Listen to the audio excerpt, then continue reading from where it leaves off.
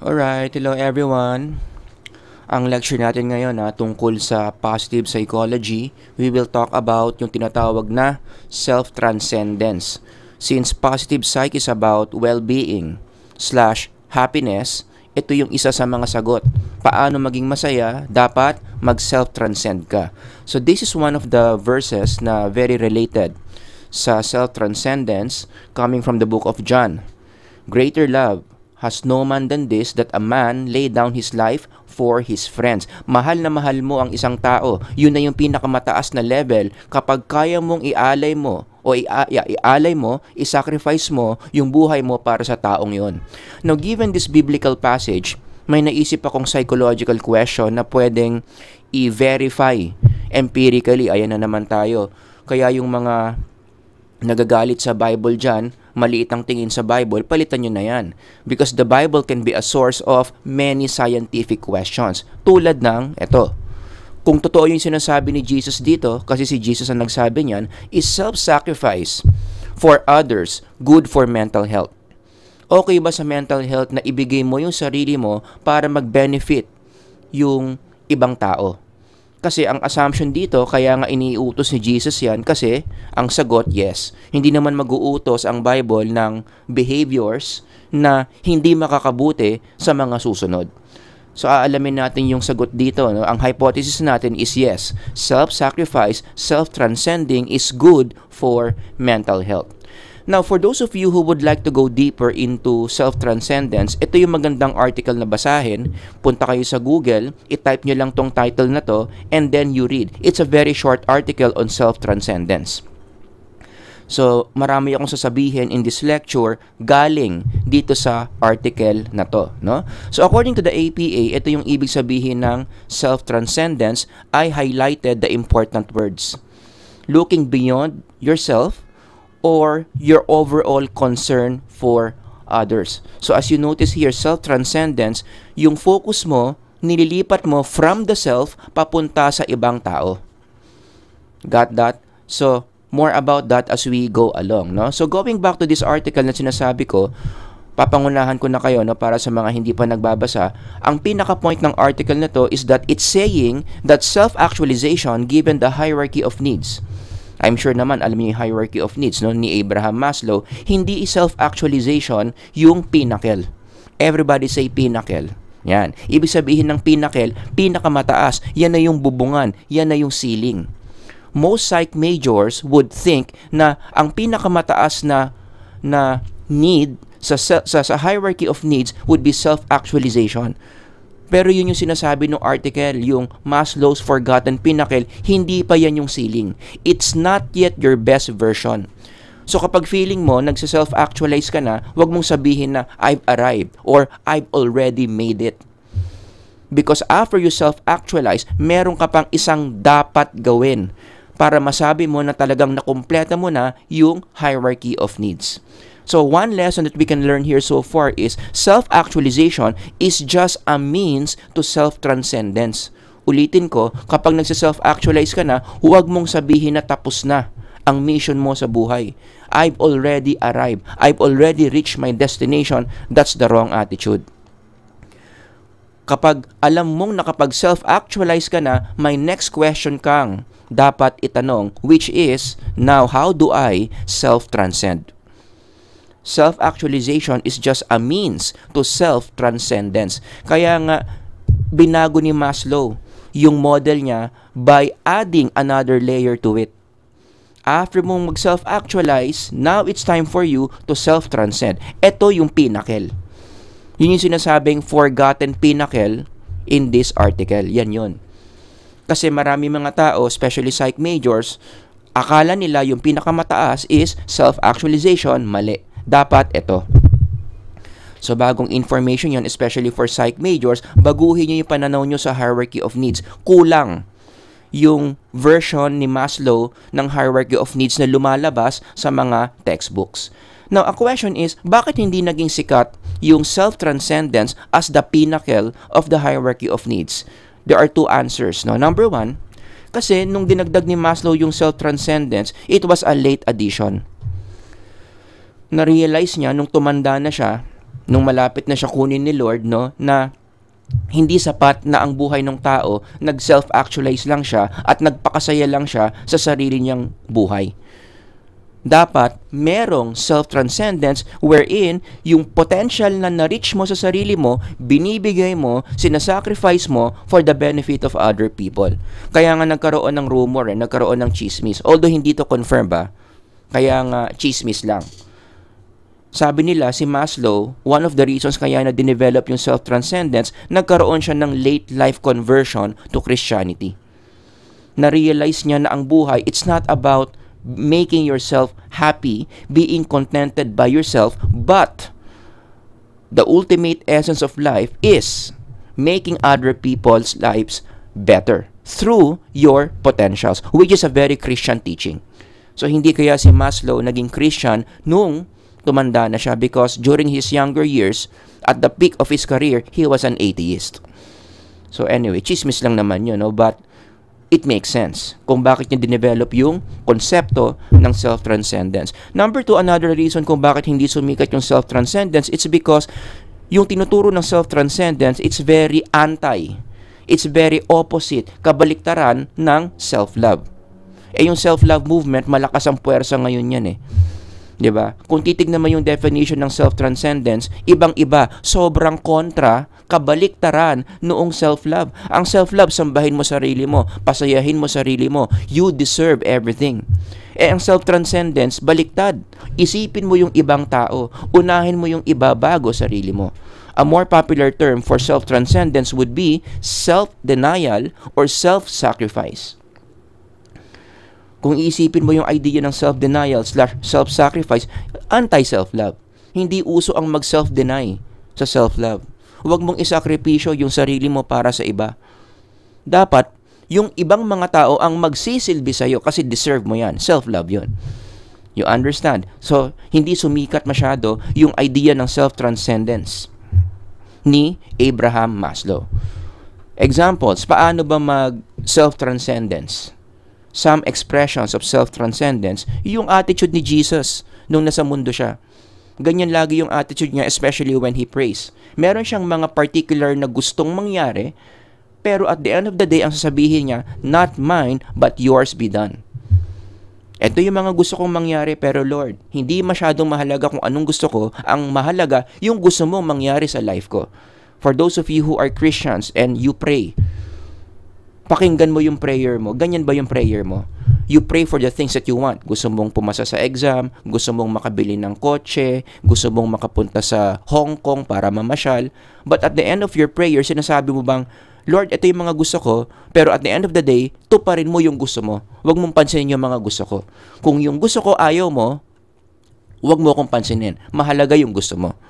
Yon. Pero I think many people today, hindi ganun yung prayer. Lord, ito yung gusto ko. Kung ayaw mo yung gusto ko, wag na muna tayo mag-usap. Yan, maraming ganyan, no?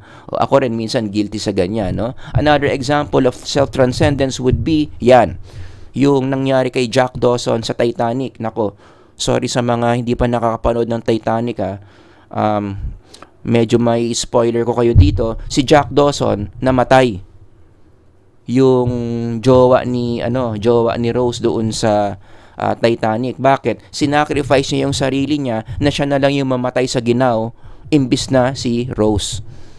Again, for those of you who have watched the film, you understand what I'm saying here, no? Pero yung ginawa ni Jack, sinacrifice niya yung buhay niya para mabuhay yung taong mahal niya. That's self-transcendence. How many of you here can do that? Lalo na yung may mga partners dyan, yung may mga jowa dyan. Ikaw ba handa kang mamatay para sa partner mo? Pag ang sagot mo, oo, ikaw sasalo nung bala, ikaw yung magpapakaginaw dyan para hindi siya ginawin at ikaw yung madededs, then meron kang ability to self-transcend. Actually, hindi pala ability, desire pa lang to self-transcend. Kasi minsan, sasabihin mo lang, kaya mong mamatay para sa isang tao, kaya kong mamatay para sa Pilipinas. Pero pag nandun ka na sa situation where kailangan mo nang ibigay yung buhay mo for another person, biglang aatras ka. May mga ganyang nangyayari, no? So, para talaga malaman mo if you can self-transcend, you have to be in the situation na kailangan mo na talagang ibigay yung buhay mo para sa isang tao. No? So anyway, another example would be parenting. Yan. Sa lahat ng mga examples ko, ito yung talagang pinaka pwede nating makita araw-araw. Being a parent is an act of self-transcendence. Kaya lagi kong sinasabi, wag muna kayo mag-asawa at mag-anak kapag hindi pa kayo marunong mag-self-transcend, kapag masyado mo pang mahal yung sarili mo. Because once you become a husband or a wife, once you become a parent to a child, yan ang number one requirement. You have to be able to self-transcend every day. Walang katapusang sakripisyo yan para mabuhay ng maayos yung anak mo. Magsasacrifice ka sa trabaho, isasacrifice mo yung mga gusto mong gawin. Marami kang gustong gawin, hindi mo na magagawa kasi uunahin mo yung anak mo. Yung mga hobbies mo, yung pag-i-sports mo, no, yung mga pagbabasa mo ng mga books, mababawasan lahat yan. Minsan nga, ile-let go mo. Magre-retire ka na sa mga dati mong ginagawa na gusto mo because kailangan ng anak mo. Kailangan ng pamilya mo. Kaya saludo tayo sa mga OFWs. Yung pagpunta sa ibang bansa, hindi mo naman sariling bansa, iba yung language doon, iba yung mga ugali ng mga tao doon, iba yung climate doon. Tinitiis nilang lahat yon. Bakit? For the benefit of their families. Kaya yung pag-OFW, expression din yan ng self-transcendence. Hindi nila kakayanin yan kung masyado nilang mahal yung mga sarili nila. Does that make sense? Kaya nga, in connection to those examples, that's the reason why very few people self-transcend. Wala tayong exact number, pero based on your observation, bibihira yung mga tao na ganyan yung attitude, yung handang ibigay ang sarili para sa ibang mga tao. Kasi nga, it's very anti-self-love movement na usong-uso ngayon. Anong sasabihin ng self-love movement? Huwag mong gawin kung wala ka namang mapapala. Huwag kang tumulong kung lalamangan ka lang naman nila. Huwag mong gagawin ng isang bagay na lugi ka. Dapat ikaw yung makikinabang. Very capitalistic. Very self-love movement. Kabaliktaran nga yung ituturo ng self-transcendence. Gawin mo yung mga bagay na wala kang mapapala. Gawin mo nang gawin yung mga bagay na malulugi ka. Not because sadista ka sa sarili mo, ginagawa mo yan because it is good for our mental health. Mamaya pag-uusapan natin yan. Kung paano naging maganda para sa mental health yung pagsa-self-transcend. But the ultimate expression of self-transcendence is Jesus' crucifixion on the cross. Yan talaga yung ultimate self-sacrifice. Sa totoo lang, wala naman talagang mapapala si Lord by doing this for us. Wala. Kasi lahat ng bagay meron siya. Nandoon na siya sa ultimate satisfaction to the highest level because He's God. Yet, kahit na wala naman siyang mapapala, God still chose to send His Son to die on the cross para tayo yung may mapala. At siya walang mapala. That's the ultimate self-transcendence, the ultimate sacrifice. Jesus dying for the sins of human beings at hindi naman niya deserve yung nangyari sa Kanya. Human beings deserve this. Human beings should die. But not Jesus. But then again, si Jesus nag-set ng example, paano mag-self-transcend? Boom. The cross happened. Kaya I think, isa sa mga reasons kung bakit ginawa ni Jesus to, dying on the cross for our sins na wala naman siyang mapapala sa atin, to set an example that this is how you are supposed to live life. To sacrifice yourself for the benefit of others kasi yan talaga ang design ng buhay. It's all about self-transcending every day. Kaya siguro marami ring mga tao ngayon may issue sa mental health, going back to this question, because many people less people self-transcend. Very few people self-transcend. Ito nga yung daan papuntang mental health yung pagsa-self-transcend mo everyday. Dahil hindi nga uso, konti nagsa-self-transcend, marami mga tao hindi magaganda ang mental health. So ang lesson dito is, kung gusto mong maging masaya, gusto mong tumaas ang well-being mo, / yung happiness mo, anong sinasabi ng lecture natin? You sacrifice yourself. You self-transcend. And the best way to self-transcend, to offer yourself to another person, magsilbi ka. Serving. Everybody say serve. Yan.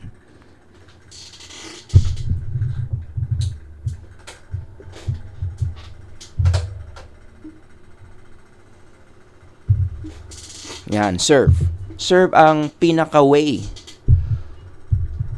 para tumaas yung well-being. And what do you mean by serving? Ito, i-define natin ha. Serving means giving away your skills and your resources to benefit the life of others. That's what it means to serve. Gusto kong i-emphasize dito yung word na free ha, dapat libre. Kapag nagbibigay ka ng serbisyo, nagbibigay ka ng mga bagay-bagay sa ibang tao, libre. Hindi yung naniningil ka pa.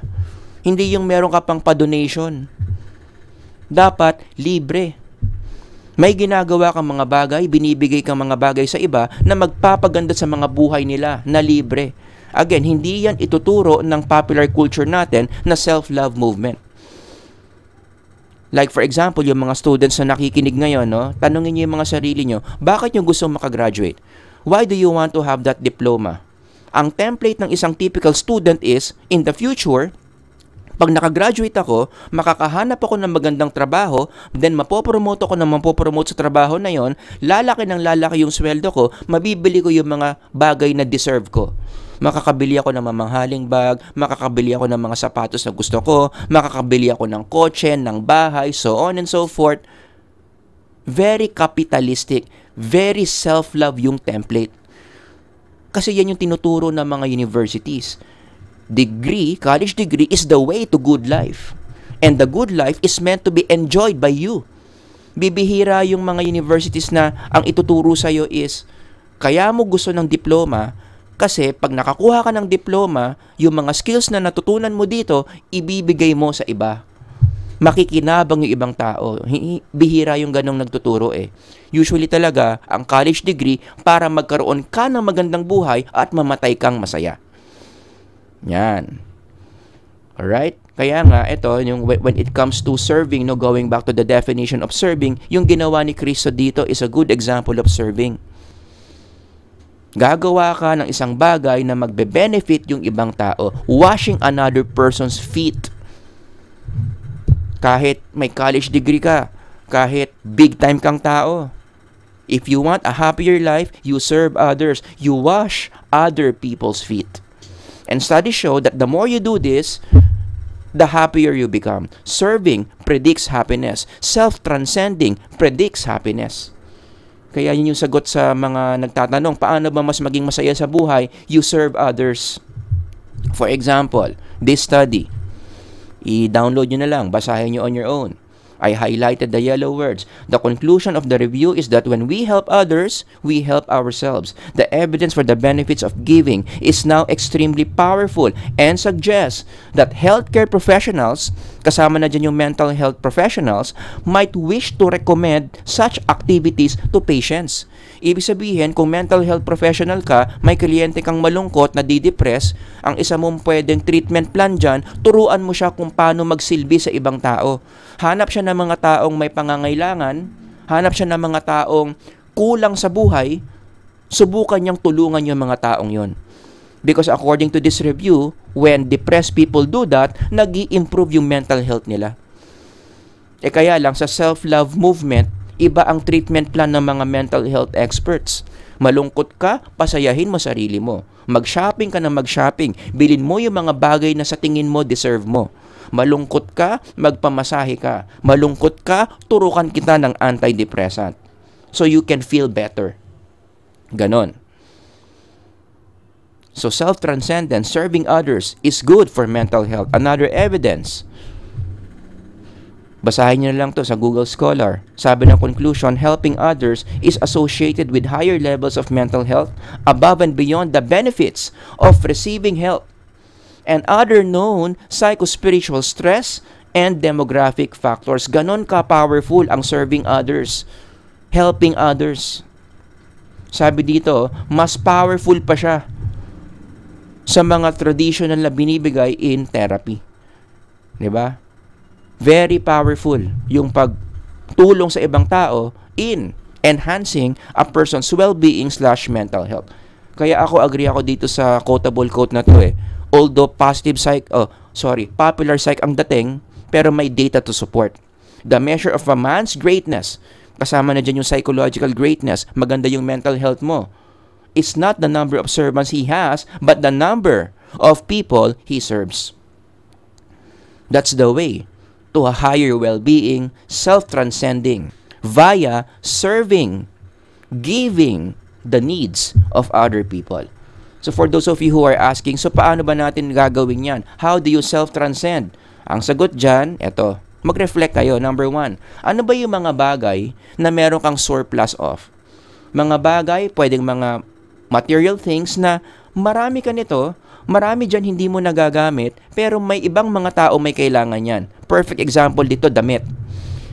Sino dito, maraming damit sa cabinet na hindi mo naman ginagamit yung marami dyan, pero ang dami mong damit. Tapos ang reklamo mo sa buhay, wala ka nang masuot. Yan. Hindi totoo na wala ka nang masuot. No? Itigil mo yung ilusyon na yan. Wala ka nang masuot na gusto mo. Yun. Diba? Pero marami kang pwedeng isuot. Oh. And then number 2, another thing to reflect on, anong mga skill or ability meron ka na sa tingin mo, magaling ka dun sa skill na yon. Ang level mo dun is above average to master level. Ano yung mga bagay na yun na kaya mong gawin? Above average to master level. And then, what do? After you answer these questions, mag-self-transcend ka. Number 1, yung mga surplus na naisip mo, yung mga damit mo na marami, yung mga sapatos mo na marami, yung mga hindi mo na ginagamit na mga tumbler dyan, or yung mga pagkain mong nakatambak lang sa rep, o basta ayos pa, wag papanis ha, pwede mong ibigay sa ibang tao. Hanap ka ng mga taong nangangailangan ng mga yon. May kailangan ng damit, may kailangan ng pagkain, may kailangan ng mga lumang laptop na gumagana pa, ibigay mo na. Ibigay mo yung mga bagay na sobra ka. Itira mo lang sa bahay mo yung mga bagay na ginagamit mo. Pero yung mga hindi mo na ginagamit at marami ka nun, hanap ka ng mga tao na kailangan yon, ibigay mo. That's self-transcending. For number 2 naman, ano yung mga skills na magaling ka, master ka, i-offer mo yung skills mo sa mga taong yun. Sa mga institutions na yun, such as the church.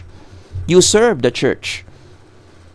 Kaya shout out dyan sa mga active sa church, no?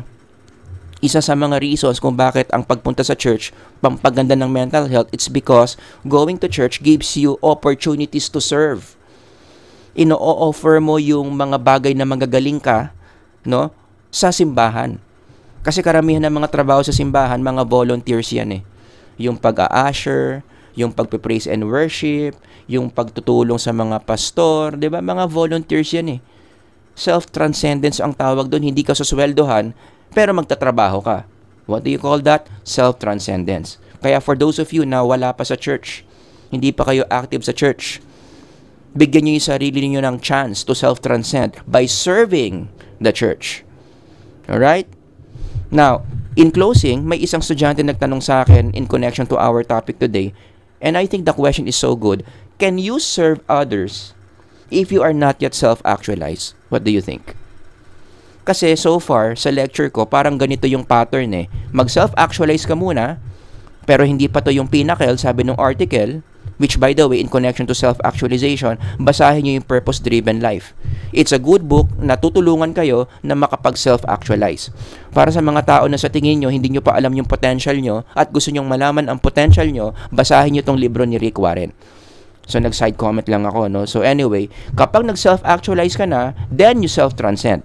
Ganun yung sinasabi ko sa lecture, di ba? Pero pwede bang baliktad? Nag-self-transcend ka muna, doon, then nung nag-self-transcend ka, doon ka pala nag-self-actualize. Ang sagot dyan, nandyan na, yes. Pwede rin naman yan. Nauna muna yung serving others mo before you got to know yourself better. Alam nyo sinong naisip kong example to support that idea? Yung mga disciples. If you read the Bible, yung mga disciples naman, nung tinawag ni Kristo, marami sa kanila, hindi pa naman self-actualize eh. Marami sa kanila, hindi pa nila alam yung potential nila. Hindi pa nila alam yung purpose at mission nila. Nalaman na lang nila yung purpose nila, yung mission nila, yung mga skills nila, nung sumunod na sila kay Kristo. So, yung mga disciples, yan yung naging pattern. Nag-self-transcend na muna sila bago sila nag-self-actualize. Diba? They served first in the process of serving others. Doing service for others. Doon nila nalaman kung ano yung mga capabilities nila. O kaya nga, I can recommend you to read this article. Yan yung nangyari sa article na to eh. Why serving the church, why being religious contributes big time to mental health? Kasi kapag active ka sa church, kahit hindi mo pa kilala yung sarili mo, basta sumunod ka lang sa mga gawain sa simbahan, pumupunta ka sa prison ministry, nagpapa-Bible study ka sa mga preso, gumagawa ka ng mga bahay para sa mga nasalanta ng bagyo, no? Or nagpapakain ka ng mga bata, tawag dyan, mga feeding programs. The more na ginagawa mo yung mga yan, kahit hindi mo pa kilala yung sarili mo, ano mangyayari? Anong benefit?